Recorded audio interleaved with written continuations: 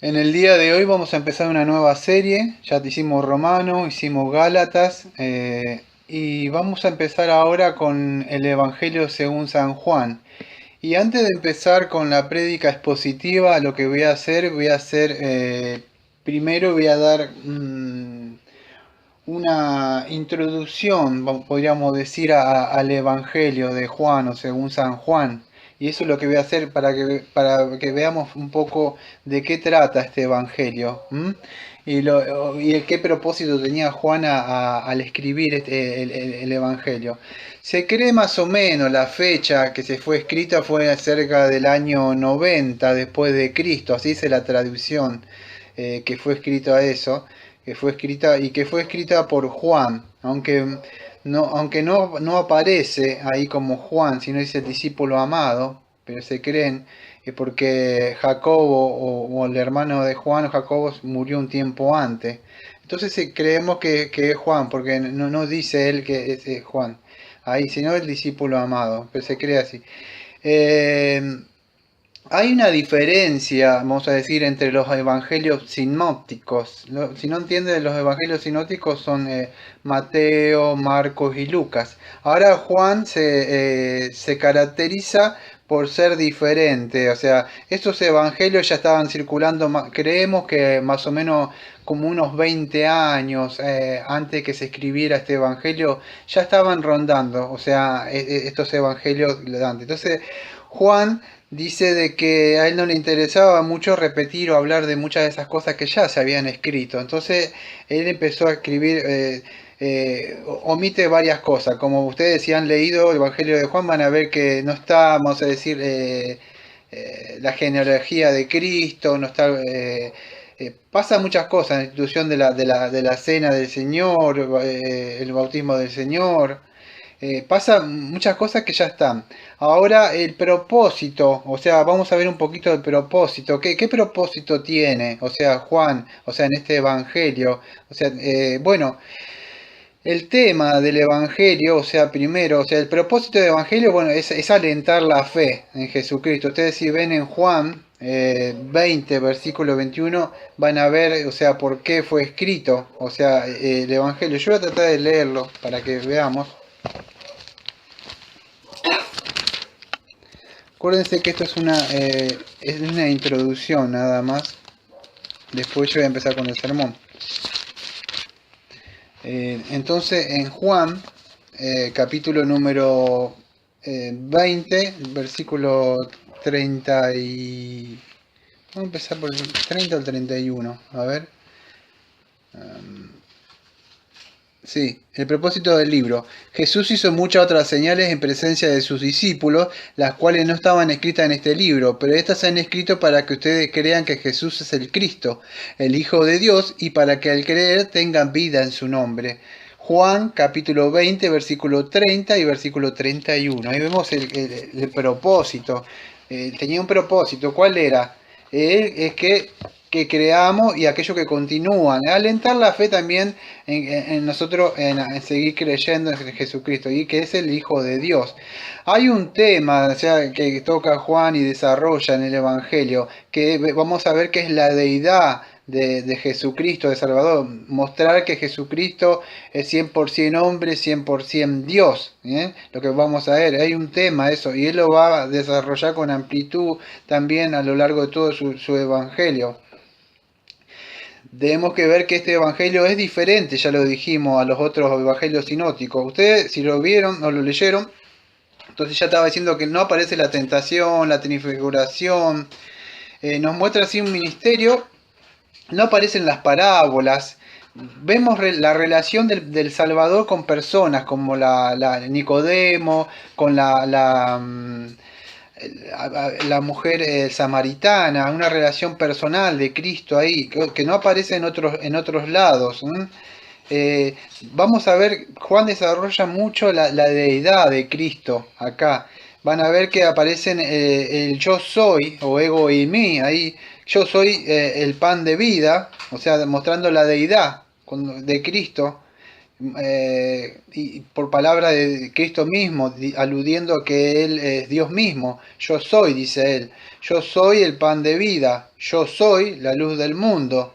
O sea, acuérdese cuando antes de Abraham que fuese, yo soy, ahí digo el mí. En 8.2, en 8.58, 8.12, yo soy la puerta, en 10.7, yo soy el buen pastor, en el 10.11, yo soy la resurrección y la vida, 11.25, yo soy el camino y la verdad, la vida, 14.6, yo soy la vid verdadera, 15.1, y así sigue hablando. Ahora, en el primer audio que voy a hacer más tarde, o sea, después de este audio, voy a hablar algo sobre la preexistencia del verbo, que es lo que voy a hablar, o sea, la preexistencia del Señor Jesucristo, que se habla también eso de su eternidad. Y eso es importante, amados, porque hoy, en el día de hoy tenemos muchas herejías como los testigos de Jehová. ¿Y qué sucede eso?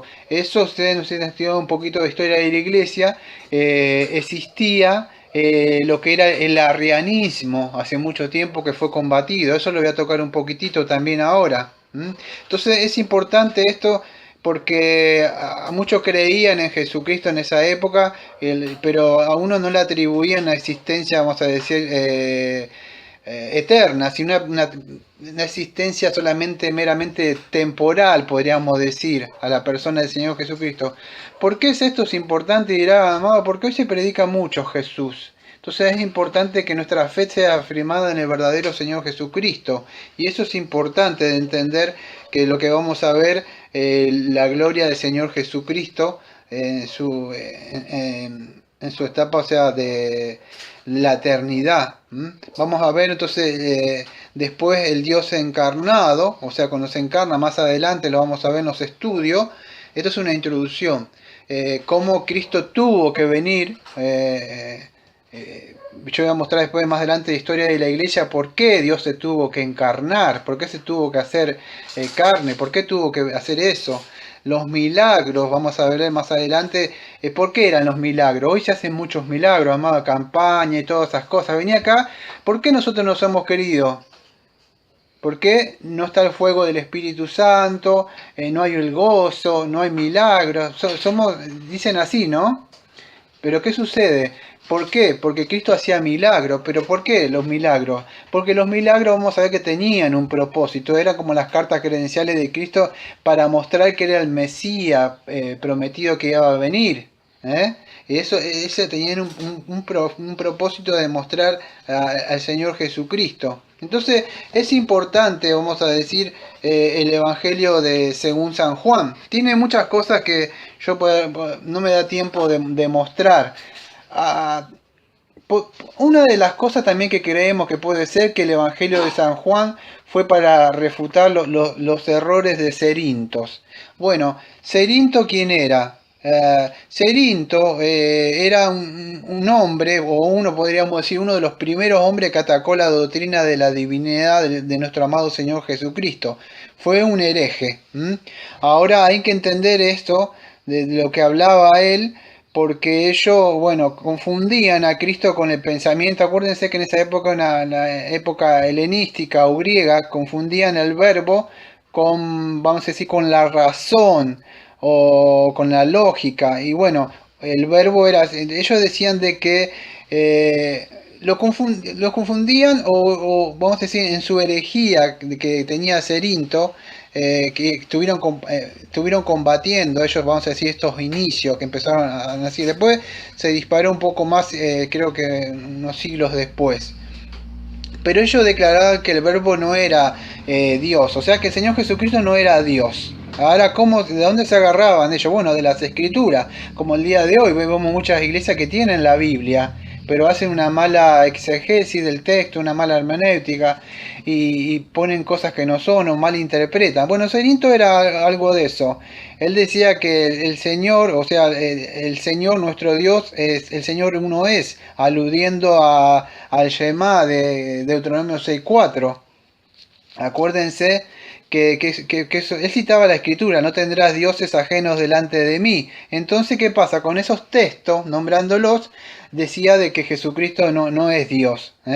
O sea que no era Dios. Entonces, ¿qué sucede? Este hombre ganó muchos seguidores, incluso judíos, incluso que algunos que habían creído en Jesucristo fueron arrastrados por esta clase de predicadores porque citaban las escrituras como en el día de hoy.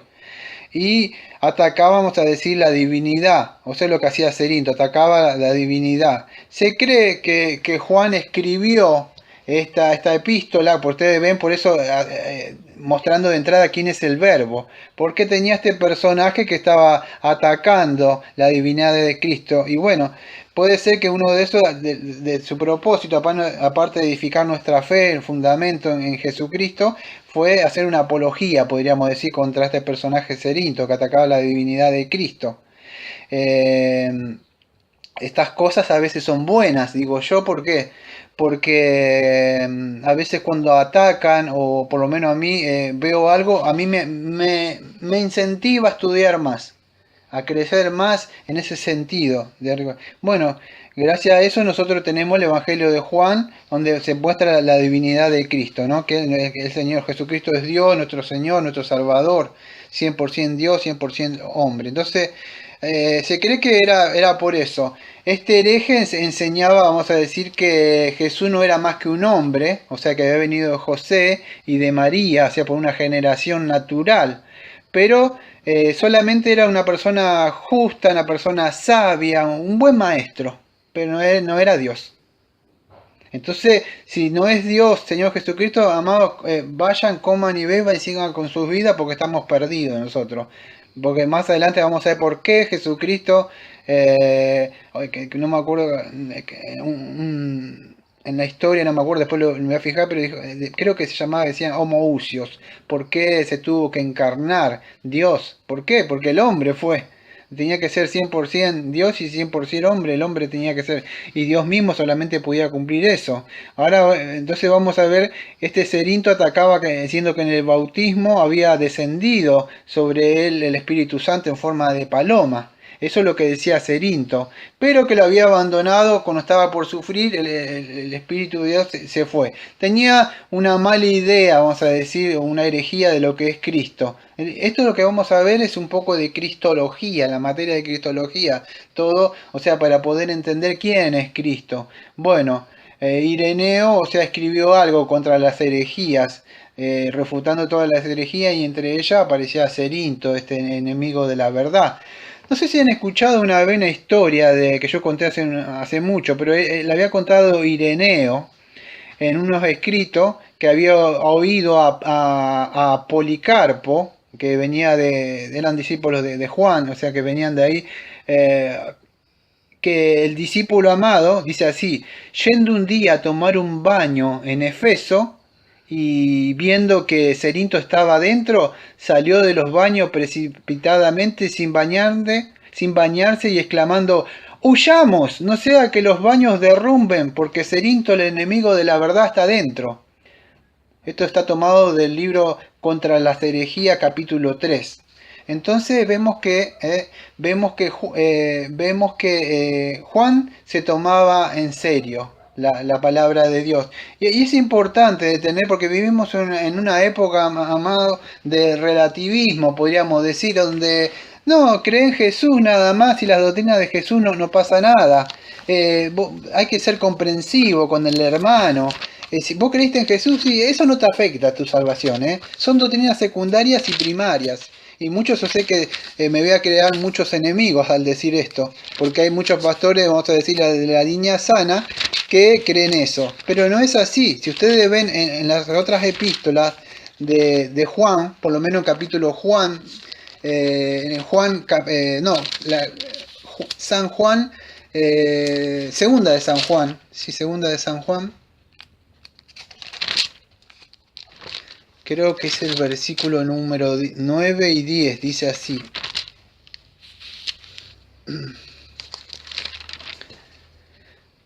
Cualquiera que se extravía y que no persevera en la enseñanza de Cristo, no solamente en creer en Cristo, sino en la enseñanza de Cristo, no tiene a Dios, pero el que persevera en la enseñanza de Cristo sí tiene al Padre y al Hijo. Si alguno se le acerca y no trae esta doctrina, no lo reciban en su casa, ni siquiera le desean que tengan paz. porque el quien le desea la paz participa en sus malas obras. Son doctrinas secundarias y primarias. ¿Creíste en Jesús? No pasa nada. Juan se tomaba en serio las doctrinas. No solo creer en Cristo, sino creer en todo lo que enseñó Jesucristo. Cristo dijo, no pondrás ni quitarás ni nada de estas cosas. Entonces, es muy importante entender. Había otra en esa época que era, aparte de Celinto, que era Filón de Alejandría. Bueno, él había más o menos nacido en la época del 332, cuando antes de la era común, antes de que Alejandro Magno conquistara Egipto, los judíos, ustedes saben que habían llevado en cautiverio, habían vuelto a Grecia, estaban con los egipcios en eso, y más o menos se cree que como 20 años antes del nacimiento del Señor Jesucristo nació un personaje que era conocido como Filón de Alejandría. Bueno, él también venía de los judíos, de ascendencia hebrea, pero de la diáspora, y él empezó a enseñar algo. Él quería ganar, vamos a decir, los adeptos de esa época, de época helenística de los griegos, traerlo, vamos a decir, el judaísmo. ¿Qué empezó a hacer este Filón? Bueno, él tenía una formación helenística, pero acuérdense que él era hebreo. ¿Qué hizo él? Bueno, él buscó una forma de pacificar o dirigir los gentiles a Dios. ¿Cómo serían esto de Jesús te ama? Tenemos una nueva forma de predicar. Solo que, vamos a decir, él malinterpretó lo que era una interpretación alegórica. Y eso, bueno, también él empezó a hablar lo que es la filosofía y el paganismo, la filosofía de Platón.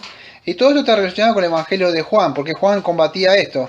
¿Y qué hacía? Él interpretaba a Dios, o Juan, vamos a decir, al Logos como la sabiduría, pero no como a Dios, como a Jesucristo 100% hombre. Bueno, y eso es lo que vamos a ver un poco en el día de hoy sobre el Evangelio de San Juan, que ya vamos a empezar con el capítulo número 1, versículo número 1.